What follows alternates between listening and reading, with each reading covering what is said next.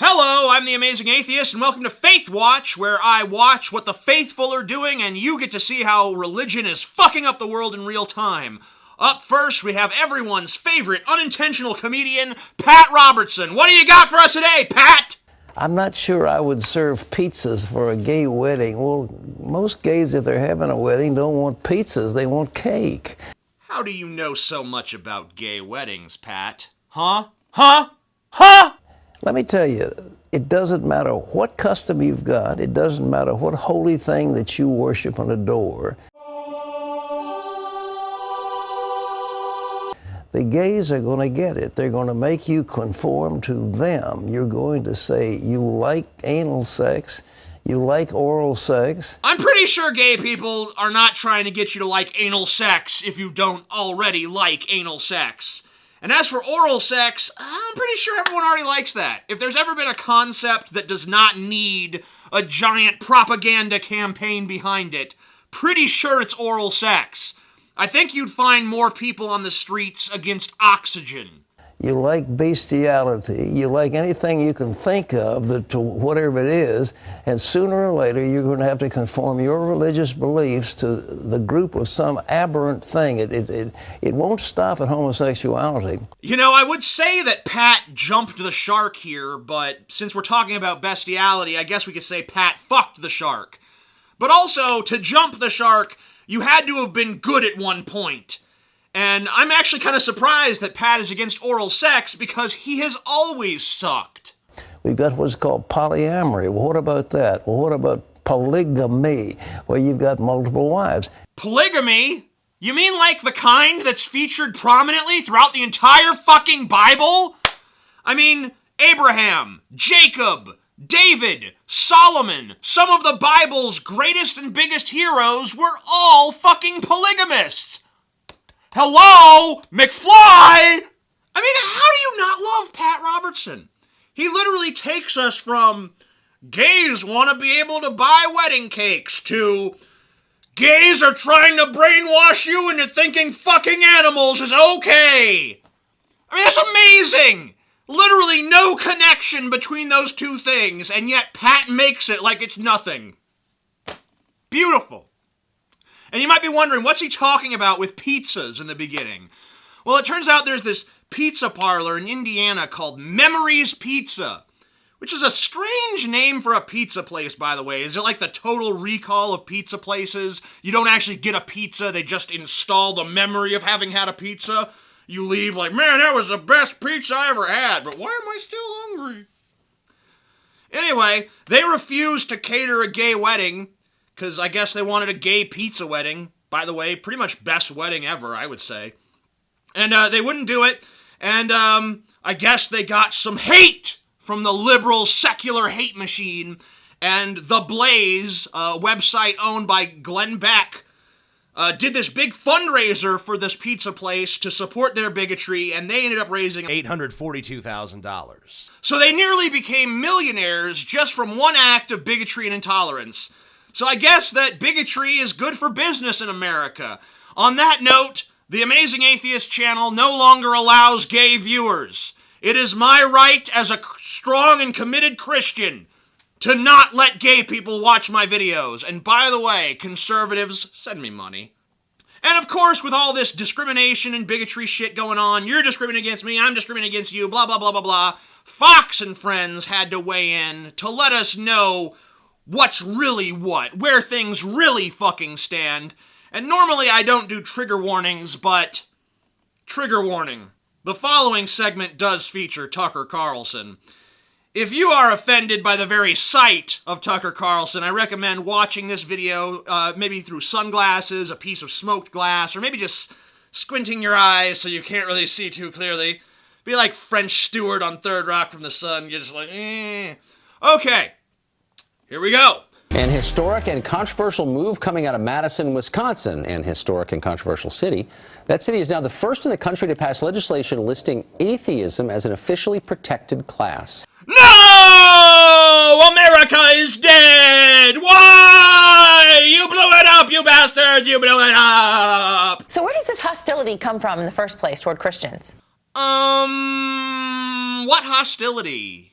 What hostility? I mean, they said they want anti-discrimination laws for atheists, therefore that's discriminating against Christians. Oh, how? Well, this ordinance was driven by the Freedom from Religion Foundation. It's a group of angry atheists. For example, they were behind the IRS, getting the IRS to target and monitor sermons and homilies by Christian pastors just within the last year. So what, motherfucker? The Freedom from Religion Foundation got the IRS to monitor these sermons because these sermons are violating the law. You see, in America, churches have this undeserved thing called tax-exempt status, where they don't have to pay any fucking taxes, even though America could really fucking use that tax money, and they take in tons and tons of money from their moron fucking parishioners. But one of the things they're supposed to not do in order to qualify for that tax-exempt status is they're not supposed to throw their hat in the political ring. They're not supposed to endorse this candidate or that candidate or this party or that party. And yet tons of churches are doing it. Left and right, left and right. Well, mostly right. In fact, almost entirely right, now that I think about it. So you're criticizing the Freedom from Religion Foundation for trying to get the IRS to uphold the fucking law? That's extraordinary. Are you fucking kidding me? I mean, I know you're not, but goddamn, I wish you were. Right, so it's never just about tolerating their views, it's about attacking other people's views. You've never demonstrated that, Tucker. When did you demonstrate that? You just pulled that out of your ass. Hold on. There we go. It's about attacking our views, not protecting their views. Yeah, woo! But you know, there's a lot of reasons why Christians or Jews might not want to hire an atheist. In fact, it's in the New Testament. It says things such as avoid them, disassociate with them in Romans, Thessalonians, Corinthians. Yeah, you know, there's lots of reasons why Caucasians might not want to hire a black person. You see how that fucking sounds? I mean, holy shit! Why? Now, maybe if it's a Christian bookstore or something we're talking about, I could kind of understand where you're coming from. But if we're talking about like a Christian-owned, I don't know, used butt plug store or something like that, what does it really matter what religion the employee is? Why is the employer even asking about that? The fuck does it have to do with working the job? Nothing! Nothing! You might have a job, for example, where you want someone who believes in a higher power. For example, maybe you're running an airline and hiring pilots who you prefer they maybe believe in hell.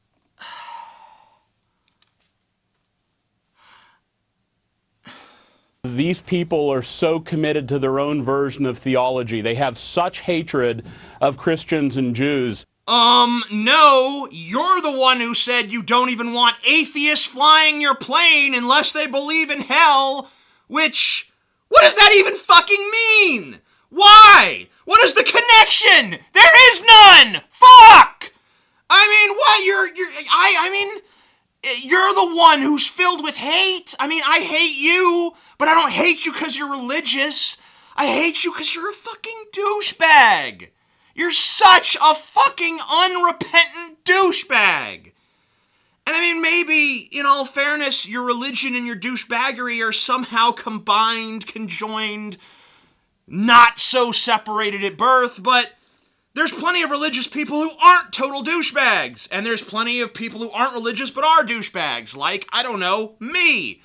But at least I'm not a total douchebag. I'm only a 90% douchebag. You're a total douchebag. And as they say, you never go full douchebag. And I think that's all the time we have today for Faith Watch. Sorry I didn't get to Muslims or Hindus or anybody else but Christians, really, but I'm sure everyone will have their chance on the spanking seat. I'm the Amazing Atheist. Fuck the peace! That's not even peace. Peace out! I want you to thing, just No, there is no thing, Scotty. You come do the fucking thing if you want to do a thing, bitch. Okay. Go do it! Do the thing, Scotty. Do it! No. Do the thing, Scotty! I can never be on camera. Do it! You gotta do the thing, Scotty! No. Yep. You on camera. You were on there. It's too late. Do the thing, Scotty. The Amazing Atheist shirt is back on sale. We got two versions, a pussy version and a non-pussy version. One will get you kicked off a plane, the other won't. Choose your destiny. Or you don't have to buy either, I guess. But you probably should buy at least one or two or several. Buy like 7 of each. You could buy one for each member of your family, then you can all go out repping the Amazing Atheist. That's how it really should be. You know? Families wearing my shirt together. The family that wears the Amazing Atheist shirt together stays together. Or if you hate your family, it tears them apart. Whatever you want it to do, it does. It's an amazing fucking shirt. You can't even fucking believe this goddamn shirt, bitch. You're nothing compared to this shirt. If you and this shirt were hanging off a fucking cliff and you're screaming, save me, Amazing Atheist, I'd be like, fuck you, gotta save the shirt.